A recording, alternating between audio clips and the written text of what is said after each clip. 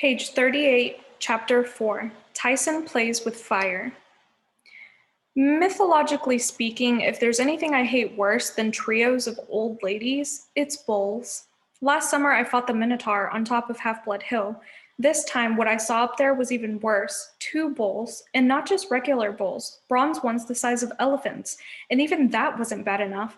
Naturally they had to breathe fire too. As soon as we exited the taxi, the Gray sisters peeled out, heading back to New York, where life was safer. They didn't even wait for their extra 3 drachma payment. They just left us on the side of the road. Annabeth with nothing but her backpack and knife, Tyson and me still in our burned-up, tie-dyed gym clothes. "Oh man," said Annabeth, looking at the battle raging on the hill. What worried me most weren't the bulls themselves, or the 10 heroes in full battle armor who were getting their bronze-plated booties whooped. What worried me was that the bulls were ranging all over the hill, even around the back side of the pine tree. That shouldn't have been possible. The camp's magic boundaries didn't allow the monsters to cross past Thalia's tree, but the metal bulls were doing it anyway. One of the heroes shouted, "Border Patrol, to me!" A girl's voice, gruff and familiar. Border Patrol, I thought? The camp didn't have a border patrol. "It's Clarisse," Annabeth said. "Come on, we have to help her."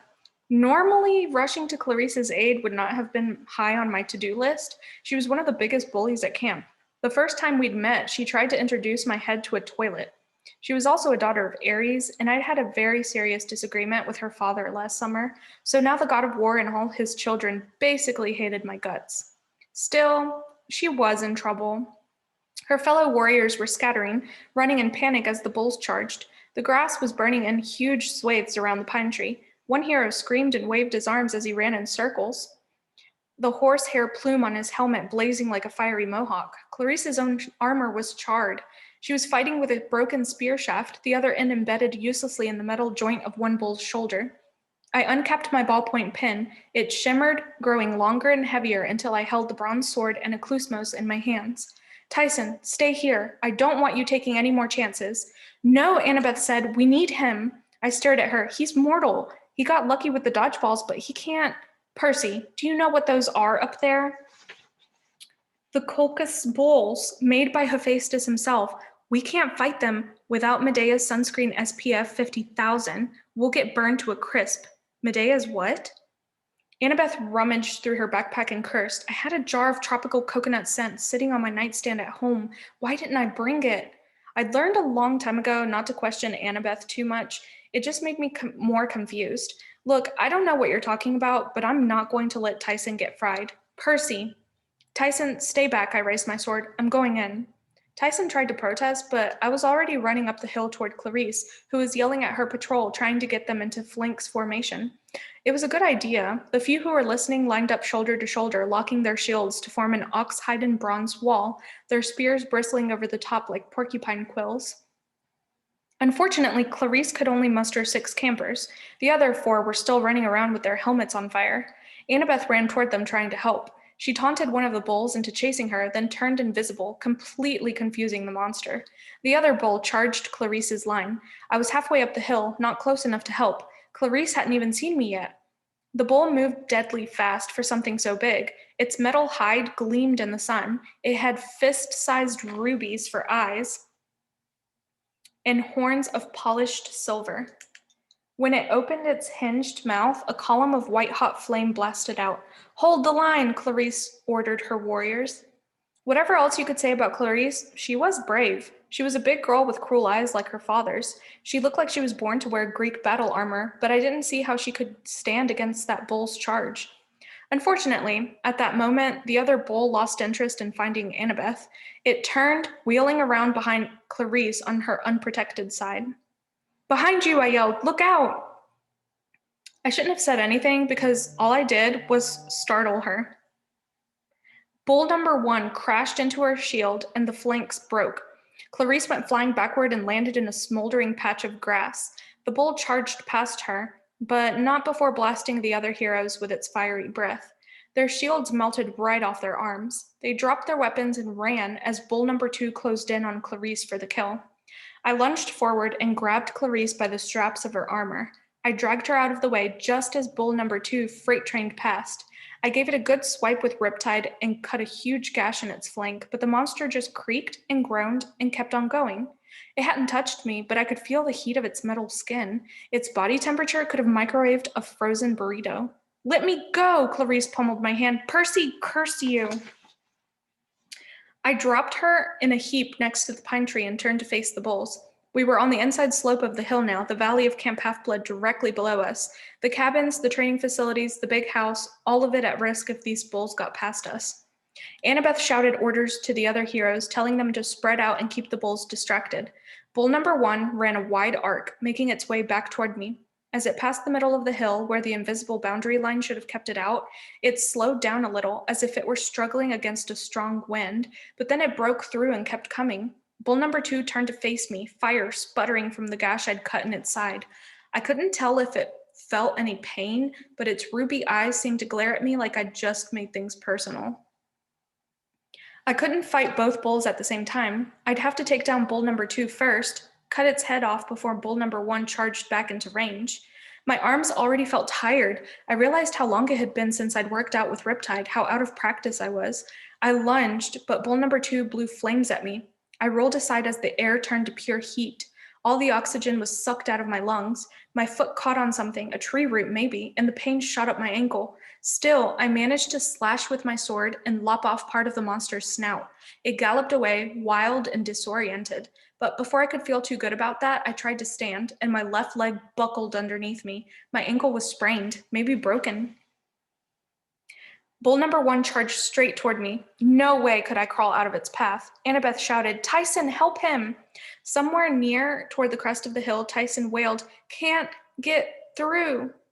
I, Annabeth Chase, give you permission to enter camp. Thunder shook the hillside. Suddenly, Tyson was there, barreling toward me, yelling, "Percy needs help."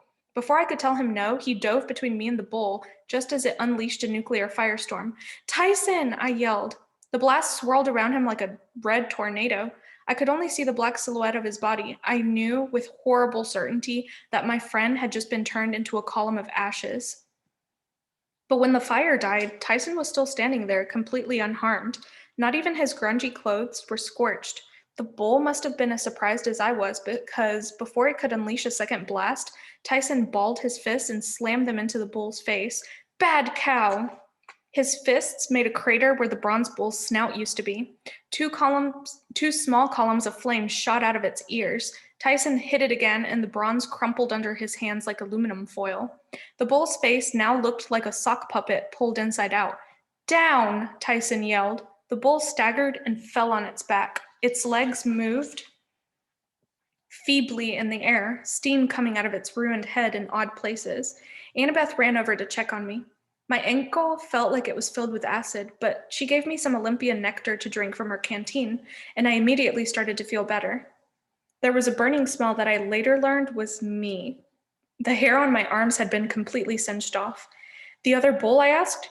Annabeth pointed down the hill. Clarisse had taken care of bad cow number 2. She'd impaled it through the back leg with a celestial bronze spear. Now, with its snout half gone and a huge gash on its side, it was trying to run in slow motion, going in circles, like some kind of merry-go-round animal. Clarisse pulled off her helmet and marched toward us. A strand of her stringy brown hair was smoldering, but she didn't seem to notice. "You ruined everything," she yelled at me. "I had it under control." I was too stunned to answer. Annabeth grumbled, "Good to see you too, Clarisse." "Ugh!" Clarisse screamed. "Don't ever try saving me again." "Clarisse," Annabeth said, "you've got wounded campers." That sobered her up. Even Clarisse cared about the soldiers under her command. "I'll be back," she growled, then trudged off to assess the damage. I stared at Tyson. "You didn't die." Tyson looked down like he was embarrassed. "I am sorry. Came to help. Disobeyed you." "My fault," Annabeth said. "I had no choice. I had to let Tyson cross the boundary line to save you. Otherwise, you would have died." "Let him cross the boundary line?" I asked. "But, Percy," she said, "have you ever looked at Tyson closely? I mean, in the face? Ignore the mist and really look at him." The mist makes humans see only what their brains can process. I knew it could fool demigods too, but I looked Tyson in the face. It wasn't easy. I'd always had trouble looking directly at him, though I'd never quite understood why. I thought it was just because he always had peanut butter in his crooked teeth. I forced myself to focus at his big, lumpy nose, then a little higher at his eyes. No, not eyes. One eye. One large calf brown eye right in the middle of his forehead, with thick lashes and big tears trickling down his cheeks on either side. Tyson, I stammered. You're a Cyclops, Annabeth offered. A baby, by the looks of him.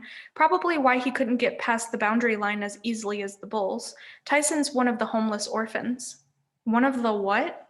They're in almost all of the big cities, Annabeth said distastefully. They're mistakes, Percy. Children of nature, spirits, and gods. Well, one god in particular, usually, and they don't always come out right. No one wants them. They get tossed aside. They grow up wild on the streets. I don't know how this one found you, but he obviously likes you. We should take him to Chiron, let him decide what to do. But the fire, how? He's a Cyclops, Annabeth paused, as if she were remembering something unpleasant.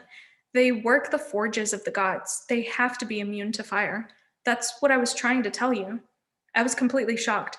How had I never realized what Tyson was? But I didn't have much time to think about it just then. The whole side of the hill was burning. Wounded heroes needed attention, and there were still two banged up bronze bulls to dispose of, which I didn't figure would fit in our normal recycling bins. Clarisse came back over and wiped the soot off her forehead. Jackson, if you can stand, get up. We need to carry the wounded back to the big house, let Tantalus know what's happened. Tantalus? I asked. The activities director, Clarisse said impatiently. Chiron is the activities director, and where's Argus? He's head of security. He should be here. Clarisse made a sour face. Argus got fired. You two have been gone too long. Things are changing. But Chiron, he's trained kids to fight monsters for over 3,000 years. He can't just be gone. What happened? That happened, Clarisse snapped. She pointed to Thalia's tree. Every camper knew the story behind the tree. 6 years ago, Grover, Annabeth, and two other demigods named Thalia and Luke had come to Camp Half-Blood chased by an army of monsters. When they got cornered on top of this hill, Thalia, a daughter of Zeus, had made her last stand here to give her friends time to reach safety. As she was dying, her father, Zeus, took pity on her and changed her into a pine tree. Her spirit had reinforced the magic borders of the camp, protecting it from monsters. The pine had been here ever since, strong and healthy. But now its needles were yellow. A huge pile of dead ones littered the base of the tree. In the center of the trunk, 3 feet from the ground, was a puncture mark the size of a bullet hole oozing green sap. A sliver of ice ran through my chest. Now I understood why the camp was in danger. The magical borders were failing because Thalia's tree was dying. Someone had poisoned it.